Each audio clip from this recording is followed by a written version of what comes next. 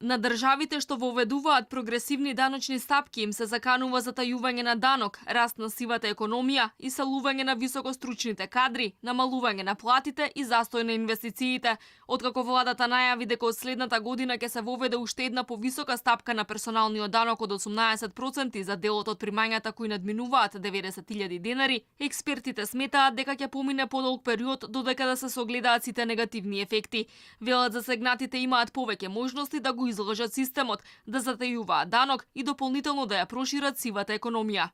Тие што ги земаат од платови приходи немаат можност да го пренесат даночниот товар или да направат определена флуктуација или манипулација. Они кои се најбогатиот процент од граѓаните кои имаат даночни приходи од повеќе извори, тие имаат поголема можност за манипулација и флуктуација и тие обично според сите анализи до сега во сите прогресивни даночни системи се помалку погодени од оваа даночна реформа. Треба да се плати кон државата, тој што ќе сака поголема плата и доди напред може да рече дека нема да го прифати унапредувањето. Ако тоа за него значи само поголема сума, ако надмине сумата од 90.000 денари, ако 8% дополнително покачувањето му оди директно во данок, може да биде демотивиран да го прифати работната позиција и да остане на постоечката. Ако владата сака системот да функционира, мора да воведе бројни подреформи, велат аналитичарите, мора да ја зајакне контролата, капацитетите на инспекциите и администрацијата, ако не сака да се соочи со затајување на данок. Ова е важно, велат тие, бидејќи кога има рамен данок, како сега, управата полесно го следела плаќањето данок. Колку системот бил покомплициран, толку бил поподложен на манипулации. Мора да работи на подобрување и развивање на капацитетите на даночната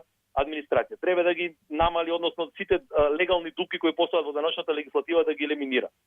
Политичките влијанија во економијата мора да ги изолира, пошто овие даночни системи прогресивните се подлежни на политичка манипулација и така натаму.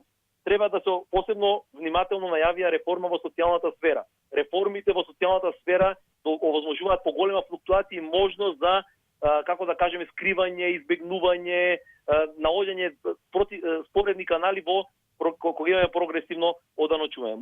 Аналитичарите се загрижени за тоа дали овие пари собрани од побогатите ќе ја намалат социјалната нееднаквост во Македонија. Сметаат дека кога еднаш парите ќе се слеат во буџетот, не може да се следат дали навистина завршуваат за социјалните категории или пак за тековни потреби. Владата вчера најави дека од повисокиот персонален данок ќе прибере 25 милиони евра повеќе во државната каса.